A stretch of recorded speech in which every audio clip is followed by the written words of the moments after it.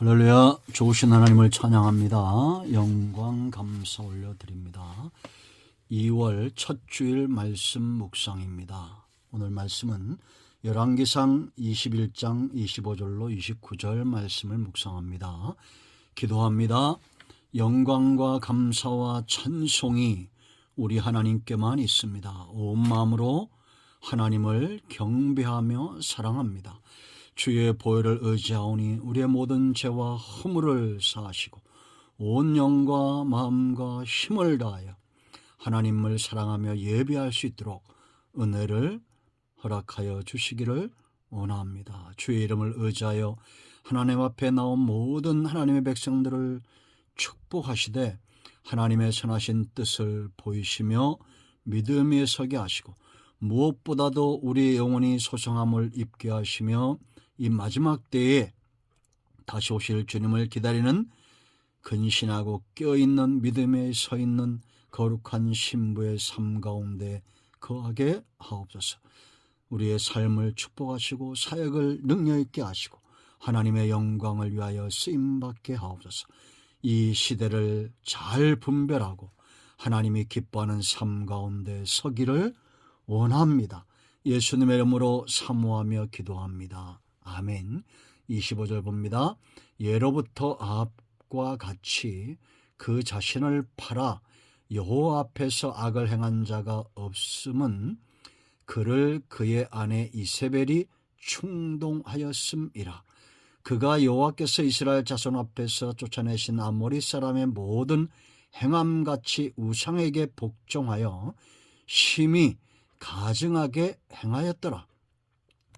아합이 이 모든 말씀을 들을 때에 그의 옷을 찢고 굵은 배로 몸을 동이고 금식하고 굵은 배에 누우며 또 풀이 죽어 다니더라.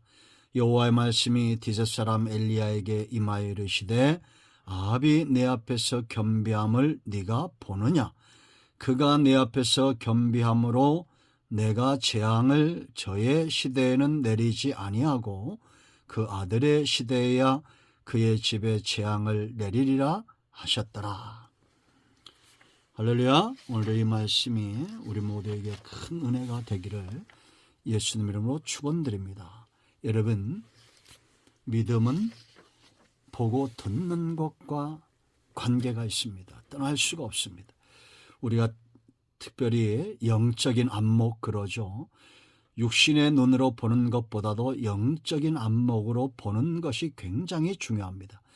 우리가 영적으로 보지 못하게 되면 큰 낭패를 당하게 되어 있습니다. 왜냐? 성도는 믿음으로 살기 때문입니다. 우리는 아브라함을 동경합니다. 이삭의 삶을 사모하고 요셉의 그 사역을 생명의 부양자 세상을 먹이고 살리는 이 사역을 꿈을 꿉니다. 다윗의 하나님을 향한 그 사랑을 우리가 또한 흠모하죠. 그러나 우리가 살고 있는 이 시대가 중요합니다. 우리는 아브라함에게 배우지만 그 시대 사람이 아닙니다. 다윗에게서 많은 것을 깨닫지만 우리는 여전히 그의 시대를 살고 있지 않습니다. 내 나라 이 시대 2025년도 대한민국 살고 있는 백성으로서 이 시대를 잘 분별해야 됩니다. 세상은 있죠. 역사의 가르침을 받습니다. 역사는 반복된다 이런 말이 있습니다. 참으로 그렇지 않습니까? 어리석은 것을 반복해서 하는 것은 왜 그런지 아세요? 아집과 고집 때문입니다. 성경에서 망하는 사람은 고집 센 사람밖에 없어요. 망한 것을 알고도 아브라함에게서 이삭이 나오듯이 이따 나오겠지만 이 아합의 아버지가 누구냐? 바로 오므리입니다. 오므리에게서 아합이 나와요. 우리는 악하고 망하는 길을 반복해서 가서는 안 됩니다. 세상은 역사를 통해서 배워요. 그러나 성도는 더 분명한 길을 통해서 배웁니다. 그것은 바로 성경입니다. 성경은 우리를 교훈합니다. 바르게 하고 가르치고 깨닫게 합니다. 하나님의 사람으로 서게 하고 모든 선한 일을 행할 능력을 갖추게 합니다. 성경은 우리에게 밝히 보여주는데 중요한 것은 우리가 그 교훈을 얻으나 깨닫지 못하고 그 길을 가지 않으면 그 분복을 누릴 수가 없습니다.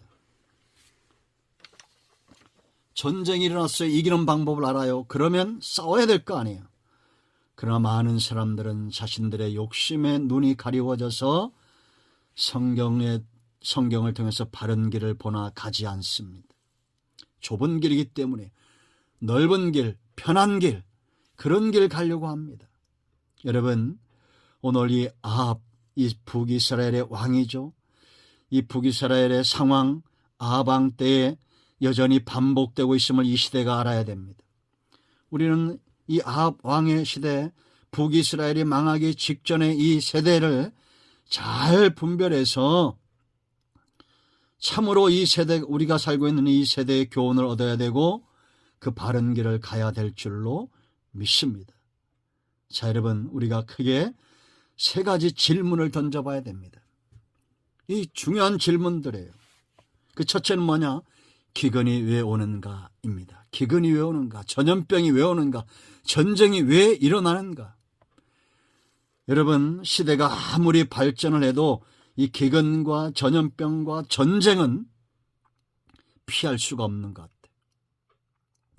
과거에 창과 칼로 죽이던 세대보다도 지금은 폭탄 한 방으로 더 많은 사람을 죽입니다. 더 문제가 커지고 더 강도가 세어지고 전쟁은 더 잔인해졌으며 전염병은 더 창궐하고 기근은 더 오래가고 있습니다. 그렇지 않습니까? 여러분, 미국 보세요. 요즘 시대가 어떤 시대입니까? 그런데 미국에 우리는 뉴스로만 보지요. 한 도시가 완전히 불에 타버렸습니다. LA, 로스앤젤레스 200조, 우리나라 예산이 600조인데 200조의 재산 피해를 받습니다. 불이 꺼질 기미를 보이지 않고 있어요. 아프리카에 수년간 기근이 지속되고 역사적으로 이런 기근이 없었습니다. 계속 기근이 지속되고 있습니다. 전쟁이 곳곳에서 일어나고 있습니다. 왜 이럴까요? 왜 이렇게 기근이 일어나고 있을까요? 성경을 통해서 배워야 됩니다. 여러분, 언제 이 기근이 끝나고 비가 내리는가 보면 알 수 있어요. 여러분, 사무엘상 17장을 보면 3년 동안 비가 오지 않습니다. 그리고 기간이 되고 3년이 되니까 이제 하나님께서 비를 내리시는데 그 전에 하신 일이 있어요. 엘리야를 통해서, 오바댜 선지자를 통해서 어떤 일을 먼저 하십니까? 영적인 회복을 먼저 하십니다. 그러니까 이런 거예요. 기근이란 매를 대시고 이제 백성들의 마음이 기근에 지쳐 있어요. 이제 쉽게 말하면 어떤 마음이냐? 그래 보자. 바알이 진짜인지 바알과 아세라가 진짜인지 하나님이 진짜인지 우리가 한번 보자. 이런 시대가 됐어요. 왜? 매 앞엔 장사가 없습니다. 이제 어떻게 비가 내립니까? 무너진 단을 수출해요. 온 이스라엘의 아합을 세워서 이 거짓 선자들, 바알과 아세라를 믿는 선자를 다 불러 모으고 그들이 온종일 부르짖었지만 응답이 옵니까? 안 오죠. 가짜니까 응답이 올 수가 없습니다. 이제 우리가 가짜인지 진짜인지 이따 분별해야 될 거예요. 지금 세상은 자신들이 마치 엘리야인 것처럼 떠드는 사람들이 많습니다. 참으로 참된 선지자 엘리야는 이렇게 행동합니다. 무너진 단을 수축하는 거예요. 다듬지 않은 돌을 12돌을 쌌습니다. 다듬지 않았다는 것은 사람들 그대로, 한 영혼 그대로 다듬지 않은 돌, 하나님이 귀하게 보는 돌, 백성이 죄 가운데 빠졌지만 하나님이 죽인 자들은 백성이 아닙니다. 그들을 그대로 받으신 거예요. 우상숭배에 빠져있고 악하고 음란한 세대 가운데 병들어 있는 이 사람들을 그대로 받으신 겁니다. 그리고 12통의 물을 부어 정화시킵니다. 그리고 재물을 잡아 그 위에 올려요. 사람을 잡은 게 아니라 재물을 잡습니다. 이는 예수 그리스도요, 우리의 죄를 대신 지고 가신 어린 양입니다. 그리고 여호와의 이름을 부릅니다. 하나님이 그 예배의 주인공이에요. 과연 여러분, 저 강화문에서 모이고 시청에서 모이는 사람들에게 주인공은 누굽니까? 여호와 이름을 불러요. 하늘에서 불이 내립니다. 그리고 두 번째, 선자들을 다 진멸합니다. 완벽한 진멸이에요. 이게 아합과 다른 겁니다. 이따 나오겠지만 아합은 온전히 진멸하지 않죠. 다 죽여버립니다. 그리고 나서 하나님께 나아가 무릎을 꿇어요. 항복했다는 겁니다. 7번 온전한 기도입니다. 기도할 때 비가 내립니다. 공식입니다. 영이 잘 돼야 범사가 잘 됩니다. 영적인 회복이 먼저예요. 그러므로 여러분, 오늘 한국교회는 어떤 엘리야와 같은 선자들, 주의 종들이 어떤 일을 해야 됩니까? 한 영혼을 하나님 앞에 다듬지 않은 제단으로 하나님께 드려야 돼요. 그리고 회개가 강조가 돼야 됩니다. 12통에 되는 물을 그 제단에 부었습니다. 그리고 여호와 이름을 부르고 하나님 중심의 예배를 회복을 합니다. 그리고 야곱이 그랬던 것처럼, 지금 엘리야가 그랬던 것처럼 그들의 경내에서 악을 제거하는 겁니다. 우상을 제거하는 거예요. 그리고서야 비로소 하나님께 나아가 기도하고 하늘의 문을 열 수가 있습니다. 자, 두 번째 이제 우리가 기억할 것은 이 아합이 전쟁에서 승리를 합니다. 여러분 18장에서 이 엄청난 영적 전쟁이 먼저 있었습니다. 영적 싸움에 승리했어요. 근데 19장에서 어떤 일이 일어납니까? 엘리야가 이세벨의 낯을 피하여 도망합니다. 이런 사건. 그런데도 하나님은 20장에서 아람 왕과 이 사마리아, 이 이스라엘과의 싸움에서 아합에게 승리를 줘요. 자, 우리가 먼저 할 것은 아합이 어떤 사람인가를 잘 봐야 됩니다. 이런 사람임에도 하나님이 그에게 승리를 주셨다라는 겁니다. 아까도 말씀드렸죠. 여러분, 열왕기상 16장 29절부터 여러분 읽어보세요. 이 사람은 누구의 아들이냐? 27절 오므리가 죽습니다. 오므리의 아들이에요.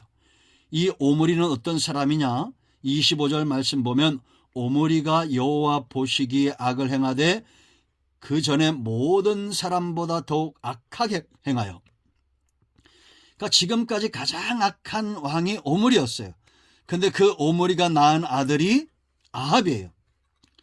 근데 이 아합은 뭐라고 말하면 오므리의 아들, 30절 말씀 보면 이 30절에 이 아합에 대해서 말합니다.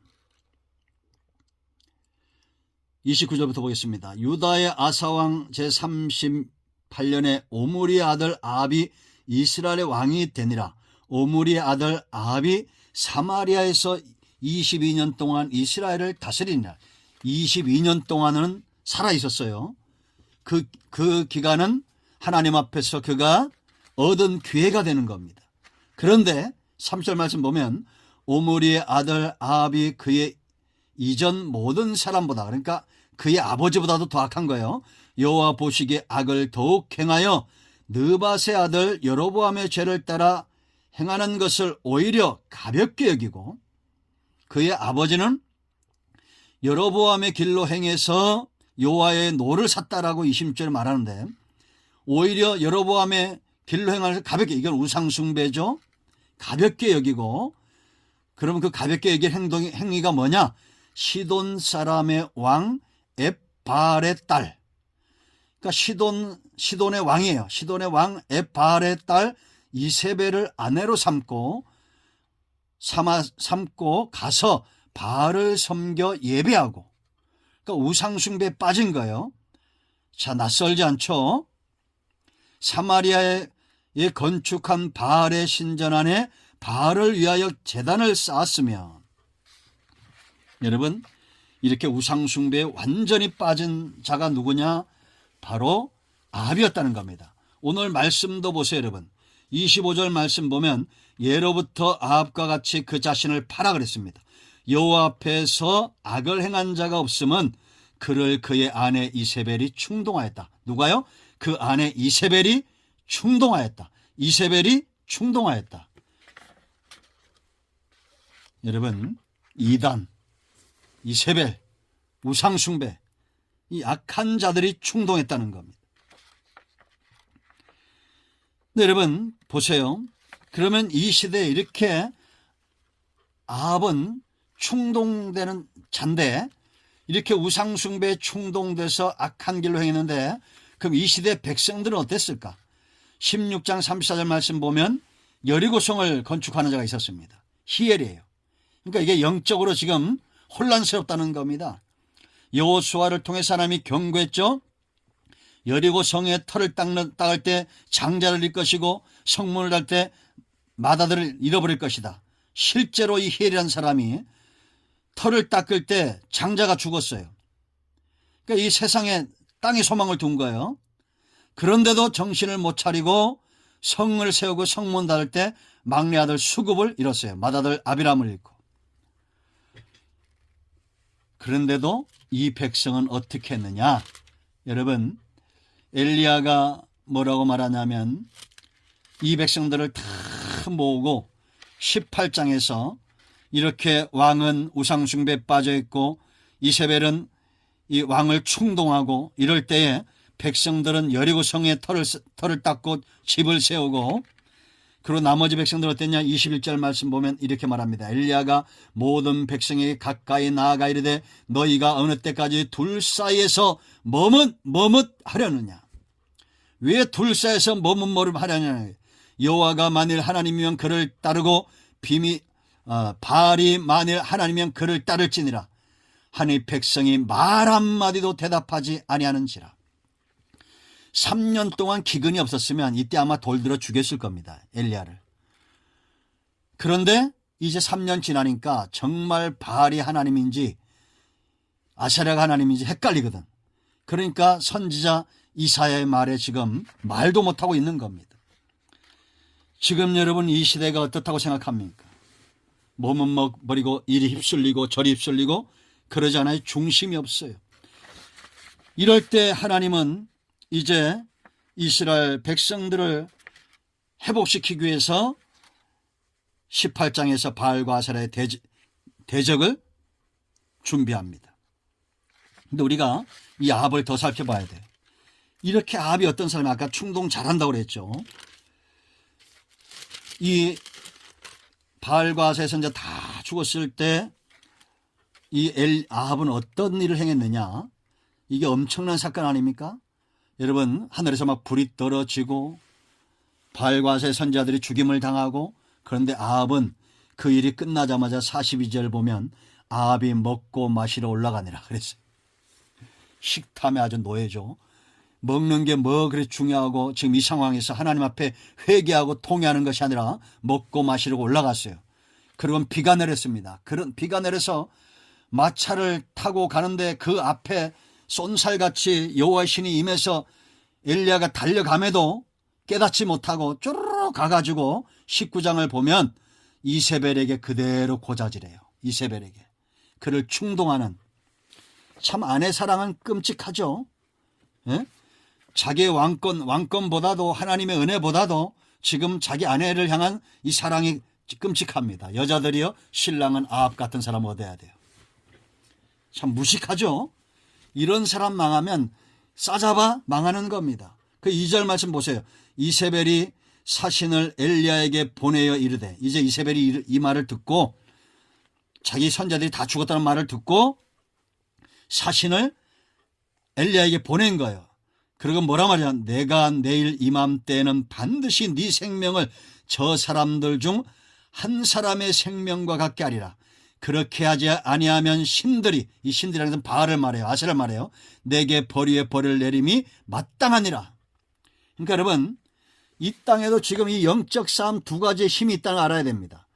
하나님의 능력과 지금 이 무당과 잡신들이 역사하죠. 아주 예언을 했잖아요. 그 진건인간 법사가 3개월만 지나면 회복될 거라고. 저는 그렇게 되면 어떻게 되겠어요? 저 법사 말대로 되면 어떻게 되겠어요? 이 땅이. 정신 차려야 됩니다. 우리가 깨어 있어야 돼요. 그런데 하나님은 내일 무슨 일을 하신지 아세요? 내일 이세벨이 그래서 이세벨이 엘리야에게 내일 너를 죽이겠다고 그랬어요. 그런데 하나님은 그 다음 날에 엘리야를 보내서 새로운 세대를 이미 시작하셔요. 아람의 왕을 세우고, 여러분 13절부터 18절 읽어보세요. 아람의 왕을 세우고 또 10절부터 보면 예후에게 기름을 부어 이스라엘 왕을 세웠어요. 이미 아합을 버리겠다는 겁니다. 그리고 선지자 엘리사에게 기름을 붓습니다. 항상 하나님은 앞서가요. 이들이 죽이겠다는 엘리야를 통해서 하나님은 이미 열방들, 아람 이방 나라잖아요. 아람의 미래, 이 하사엘에게 기름을 부어 아람의 왕이 되게 하고, 그리고 예후에게 기름을 부어 이스라엘의 왕이 되게 하고, 엘리사에게 기름을 부어 엘리야를 대신하게 합니다. 놀랍죠. 이런 일이 일어나요. 그런데 여러분, 우리가 영적 시각으로 봐야 될 것이 여기 있습니다. 이 기가 막힌 사건이 이제 20장에서 일어나요. 이렇게 하나님께서 아람과 이스라엘과 선지적 영적 회복을 위해서 일하고 있을 때 20장에서 아람 왕 베나다, 현재 왕이죠. 베나닷이 전쟁을 쳐들어와요. 이럴 때 아합이 어떻게 하는지 아십니까? 아합은 충동자란다고 했죠.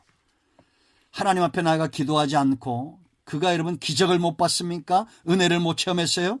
그런데도 하나님께 나아가 기도하지 않고 이스라엘 왕이 아람 왕이 보낸 사자에게 뭐라 말하냐. 4절에, 20장 4절에 우리가 다 부끄럽습니다. 내 얼굴이. 이스라엘의 왕이 대답하여 말하기를 내 주 왕이여, 왕의 말씀같이 나와 내 것은 다 왕의 것이니이다. 이렇게 말합니다. 욕하고 싶죠. 이 무식하고 무지하고 하나님을 의지하기보다 열방을 더 의지하고 중국과 미국과 일본의 눈치를 보는, 우리가 이런 나라 되면 안 됩니다. 이럴 때 이렇게 약하게 보이니까 이제는 아람 왕이 더 한 수 더 떠가지고 네 자녀, 네 은근뿐만 아니라 네 신하들, 네 아내, 네 집 다 내 것이 될 것이다 라고 말합니다. 그러니까 큰일 났어요. 이제 이때도 이스라엘 왕이 기도하지 않고 장로들, 나라의 고관들을 불러가지고 말합니다. 이에 이스라엘 왕이 나라의 장로들을 다 불러 이르되 너희는 이 사람이 악을 도모하고 있는 줄 자세히 알라. 그가 내 아내들과 내 자녀들과 내 은금을 빼앗으려고 사람을 내게 보냈으나 내가 거절하지 못하였노라. 이렇게 말합니다. 그때 이 장로들과 백성들이 뭐라 말하냐면 8절에 모든 장로와 백성들이 다 왕께 아뢰되 왕은 듣지도 말고 허락하지도 마옵소서 한지라. 자, 아합이 어떤 사람이었어요? 충동이 약하다고 했죠. 이 말을 듣고 또 기고만장해집니다.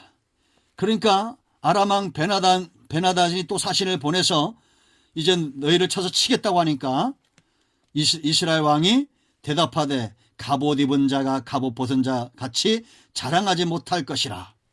오만하게 외교 정책에 실패한 거, 이게 아람 왕의 화를 더 돋구 온 겁니다. 이게 충동되기 좋아하는 사람이 이 왕이었어요. 그런데 하나님께서 승리를 줍니다. 여러 차례 승리를 줘요. 그리고 이제 완전히 아람 왕의 군대를 다 진멸했는데 나중에 베나닷이 망한 줄 알고 이렇게 우리는 당신의 종입니다 하고 이렇게 와요. 그러면 이 왕을 잡아 죽여야 됩니다. 왜? 진멸하라고 그랬잖아요. 그런데 이 오만방자하고 충동되기 좋아하고 거칠게 좋아하고 쉽게 말하면 가오잡기 좋아하는 그 딱 맞는 말이에요. 이게 아합이에요. 아합이 이 베나닷과 신하들이 와가지고 우리가 당신의 종입니다. 내 생명을 살려주옵소서 이랬더니 아합이 뭐라는 줄 아세요? 아합이 이르되 그가 아직도 살아있느냐? 그는 내 형제이니라. 얼마나 나쁘끄럽습니까? 하나님이 그가 살았어? 이제 이겼으니까 까짓거 와서 굴벌 종되겠다니까 아량을 베푸는 거예요. 그래, 너는 내 형제야. 하나님이 이렇게 하나님을 제껴놓고 기도하지 않고 의지하지 않고 자기 마음대로 하는 이 아합을 선지자를 보내서 책망합니다. 42절 말씀 보면 그가 왕께 아뢰되 여호와의 말씀이 내가 멸하기로 작정한 사람을 네 손으로 놓았은즉 네 목숨은 그의 목숨을 대신하고 네 백성은 그의 백성을 대신하리라 하셨나이다. 이러니까 또 잘 되는 사람은 또 이 말에 기가 팍 꺾여가지고 43절에 이스라엘 왕이 근심하고 답답하여 그의 왕궁으로 돌아가려고 사마리아에 이르니라. 참 낯설지 않은 사람입니다. 이압이란 사람. 이런 사람이에요. 그런데 또 이렇게 왔으면, 자, 이렇게 기가 주고 왔으면, 풀이 주고 왔으면 하나님께 기도해야 될 거 아니에요. 왕궁에 돌아오자마자 그 위에 어떤 일을 했는지 아세요? 기가 막혀 이 사람. 21장에서 나봇의 왕궁 옆에 있는 나봇의 포도원을 빼앗으려고 거짓 증인을 세워서 그를 죽입니다. 그러니까 포도원이 뭐라고? 그러니까 속 좁은 사람이고, 그런데 속 좁은 데다가 또 허황된 꿈은 크고 탐욕과 탐심의 노예고, 결국 이 일을 듣고 하나님이 엘리야를 보내가지고 이 충동당하기 좋아하는 아합을 책망하신 거예요. 그러니까 그때서야 비로소 이 27절에서 아합이 이 모든 말씀을 들을 때 그 옷을 찢고 굵은 배로 몸을 동이고 금식하고 굵은 배에 누우며 또 풀이 주고 다니더라. 이런 사람입니다. 하나님이 아합을 살려줘요. 이 29절에서 그의 집에 내리지 않겠다. 아들의 세대에서 내리겠다. 그럼 그 다음에 어떻게 돼야 돼요? 잠잠히 그가 하나님 중심으로 살고 회개하고 있으면 그 아들의 때에 망하지 않고 천대까지 하나님께서 아브라함과 이 다윗의 자손에게 내린 그 복을 누릴 텐데, 채 몇 년이 못 가서 22장에서 아람과 전쟁을 일으킵니다. 왜냐하면 빼앗긴 땅에 대한 욕심 때문에, 또 탐심이 또 올라와요. 이 탐심을 쳐서 복종시켰는데 이게 또 올라와요. 빼앗긴 땅을 찾으려고.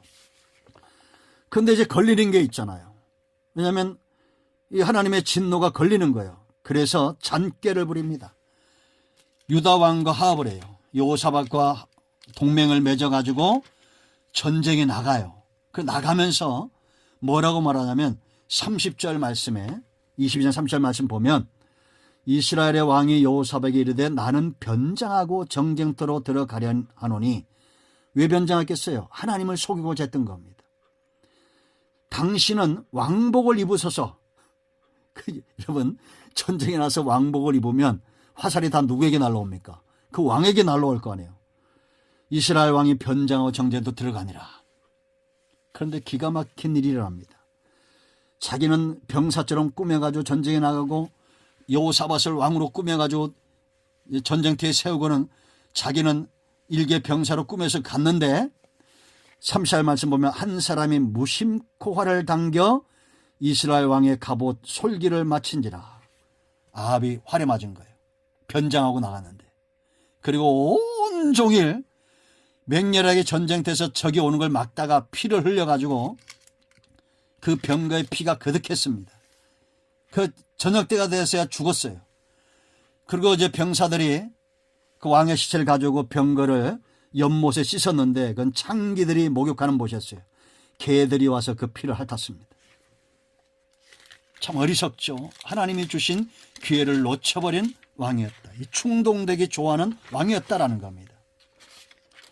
그런데도 왜 하나님이, 중요한 것은 이 아합에게 20장에서 승리를 주셨을까? 이 말이 핵심이에요. 그래서 20장 13절이 핵심입니다. 한 선지자가 이스라엘의 아합 왕에게 나아가서 이르되 여호와의 말씀이 네가 이 큰 무리를 보느냐. 아합이 감당할 수 없는 무리입니다. 32명의 왕이 연합해서 서들어왔어요. 아람 왕과.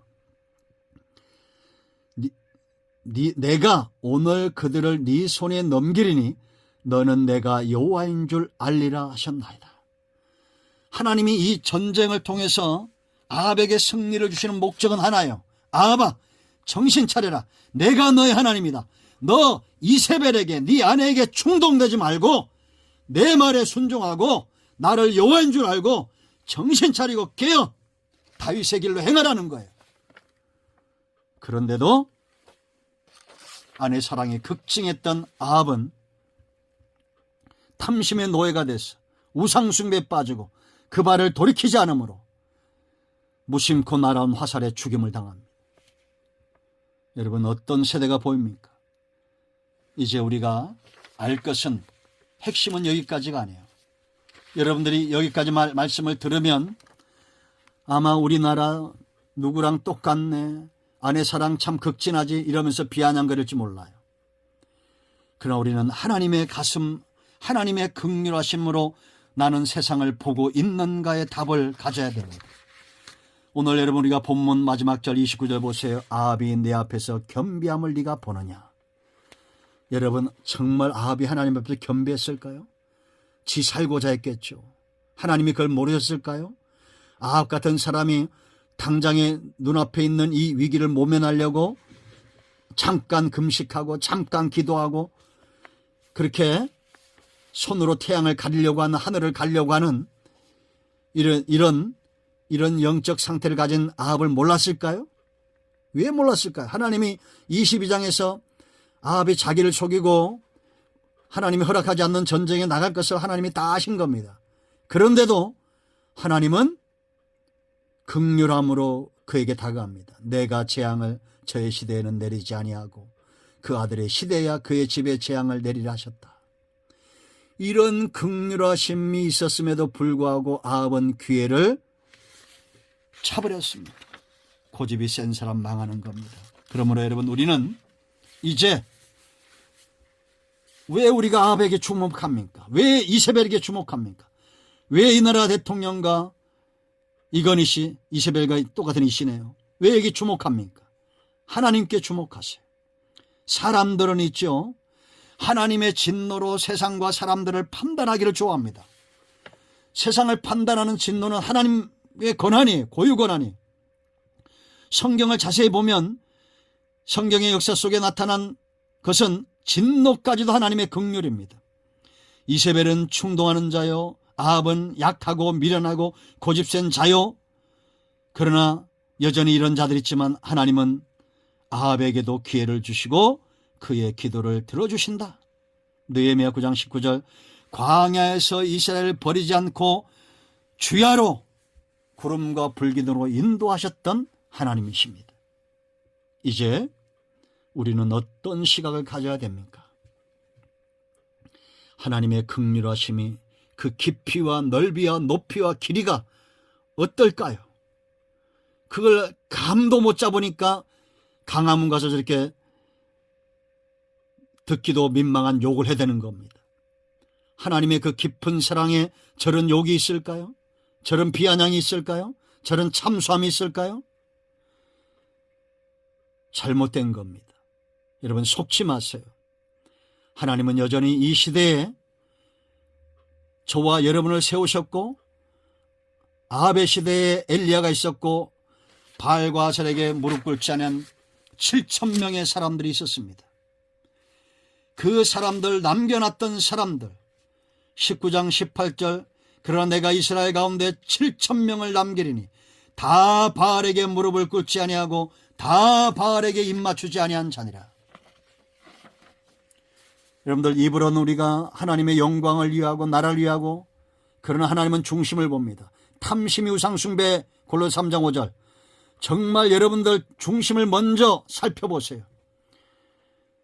강화문에 가고 시청 가고 그래도 소리치고 하는 분들 입술로 그렇게 할 수 있습니다. 그러나 중심은 나뉘어져 있을 겁니다. 우리는 우리가 있는 곳에서 내 안에 탐심, 바알과 아세라의 단을 헐고 여호와 이름을 부르며 하나님께 입맞춤하는, 하나님을 사랑하는 그 긍휼의 가슴으로 세상과 하나님과 주의 백성들을 바라보는 저와 여러분이 되어야겠습니다. 이제 여러분들은 어느 때보다도 이 나라, 이 민족, 이 나라 지도자들, 대통령과 또 국회의원들과 정치인들을 위해서 기도해야 됩니다. 하나님의 긍휼하심으로 그들을 바라보십시오. 하나님은 앞서가는 분입니다. 우상숭배자들이 내일 너희를 죽이겠다 해도 하나님은 이미 새로운 세대를 준비하고 계시는 분이에요. 하나님의 긍휼하심으로 세상을 바라보는 우리 모두가 되기를 축원드립니다. 기도합니다. 예수님의 이름을 의지하기도 합니다. 이 말씀대로 되게 하여 주시옵소서. 우리 가운데 마음이 상한 자, 병든 자 치유하시고 회복시켜 주시기를 원하며 이 나라, 이 민족, 대통령이와 모든 정치인들과 이 땅에 아직도 남아있는 하나님 앞에 세상에 무릎 꿇지 않고 탐심에 무릎 꿇지 않은 남아있는 주의 백성들의 기도에 응답하여 주시기를 원합니다. 예수님의 이름으로 사모하며 축복하며 치유하며 기도합니다. 아멘. 이제는 우리 주의 크신 은혜와 하나님 아버지 큰 사랑과 성령의 위로 교통 충만 치유 회복하심의 역사가 이 나라의 민족 위에 영상을 통해서 주의 은혜를 사모하는 이 시대에 남겨놓은 모든 영적인 칠천인들 가운데 이제로부터 영원토록 함께 있을지어다. 아멘. 할렐루야. 응답이 오늘도 우리 가운데 임하였습니다. 아멘.